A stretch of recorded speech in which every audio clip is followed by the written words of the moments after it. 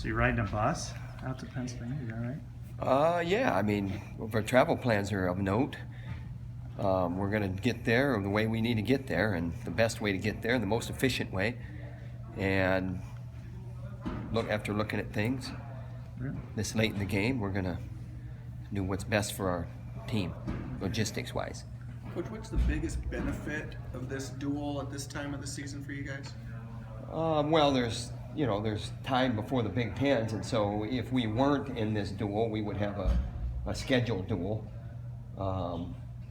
The weekend is ideal for competition, meaning we would have a competition anyway.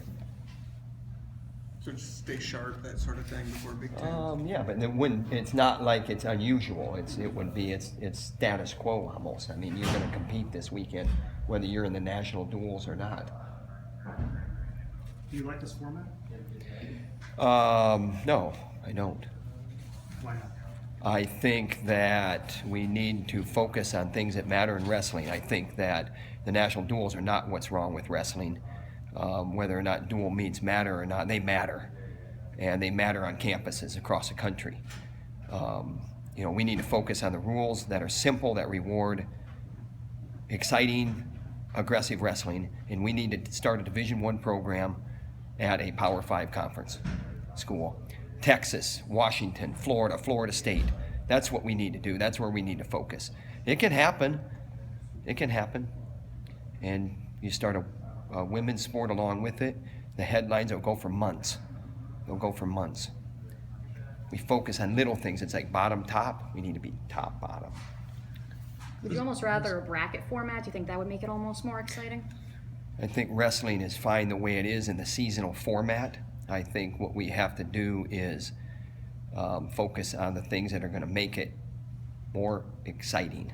Promote scoring, excitement, action, those types of things, with simple rules.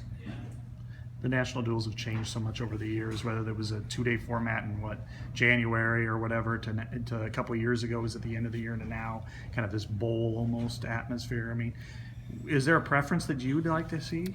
I like the bowl atmosphere because, you know what, here's the thing. If you're competing for a national team championship, meaning the dual championship, then you're going to get matched up right. We didn't do our job. So now it becomes a bowl concept. That was the intent all along. And that's where we're at. What am I in favor of?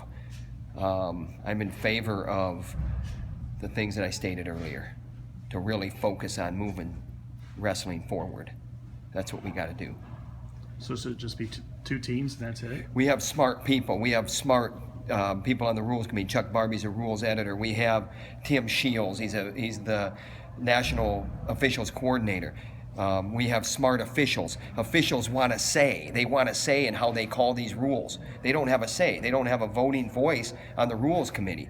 It's silliness.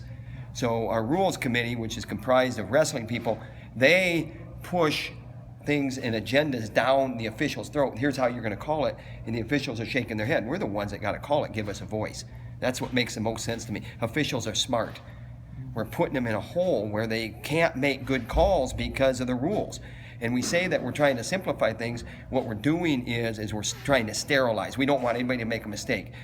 And consequently, it's becoming more confusing and more complicated. It's baffling to me. And I'll give you an example. Nebraska, Ohio State, 184. Nebraska has an underhook. Ohio State's defending the underhook. There's really no action on the edge. One guy pushes the action. Both guys don't go out of bounds. Referee calls stalling on one guy because he pushed him. Referee has to make a judgment there. You made a rule that made the referee make a judgment there. Nobody's stalling there. It should have been a no call. The referee's put in a tough position. If you ask the referees if that should be a rule, I don't know how many agree with that. You're making a referee make 3 determinations on the edge of the mat in a split second. A split second. No call, pushing and stalling, or backing out and stalling. They're wrestling. Let them wrestle. Get them back to the center of the mat and let's go. Blow the whistle. In retrospect, obviously, you don't really have a say in your schedule, but the fact that you guys had to go against number 1, number 2 back-to-back weeks, and like you said, come back from those mistakes, how do you think that helped your team, but also obviously has put you in the position where you are? I don't want to spend a lot of time on that. We talked about it. It was something that we knew was on our calendar, and by the way, it was back to back to back. And we learned a lot about our team, and we moved forward from week to week to week, and we're still moving forward. Coach, how refreshing is that to see Edinboro, a team you don't get to see during the regular season, and maybe a different style? We saw them 4 years ago, and it was a beehive, and we got to be ready to go. It is a different style. It's a fun atmosphere there. I was teammates with Bruce Baumgartner, who's a legend in the sport. He's the athletic director there. I know he's fired up to have Iowa again. And, we have Cliff Moore out there, and the assistant coach, right-hand man to Tim Flynn. And Cliff Moore was a Hawkeye alum, national champion. So they're going to have their team ready. What's more about Alex Meyer this year? Excuse me? What's more about Alex Meyer this year? Alex Meyer, he's just keep learning about him, but it's just like anybody else where when you spend a lot of time with them and, you learn how they tick and you just keep making adjustments. What have I learned new about him this year is, this is, I don't know how important it is, a human interest story. He likes to shoot prairie dogs. How's that? How did that come up? Well, we were out, where there's a lot of prairie dogs, and, hey, you want to sit in bed and, wait for the clinic to start, or you want to get out of bed at the crack of dawn and get out and where the buffalo roam and take some shots. And you know what? He sprang out of bed before the sun came up. We went out there, and Were you just in the Badlands or something? I was just out west. I mean, it was just one of those things. Is he a good shot? Yes, he is. Got to be a correlation there between wrestling, being a good shot and wrestling, and with a rifle, there's a correlation there. Coach, you guys have brought in a few recruits recently from Pennsylvania. How good is this for exposure, taking the team there? And that's something that, isn't lost on us. It's important. And I think you talked about a different style. That's definitely noteworthy. You talked about, an environment, noteworthy. And then, of course, being out in Pennsylvania where, now we have, 2 guys here now. And we got, 2 or 3 more coming, 4 more coming. And we're excited to go out there. Is this the last year of the duals rotation the way it is? Will it change in the future? I don't know. I don't know what it is. Last year it was a mess. Last thing I'm going to say about it. Last year it was a mess. I didn't want to do it, but we had teams come to us. So I couldn't not do it. I had to be a good sport. And you know what? We got to travel this year, so that's why we're doing it.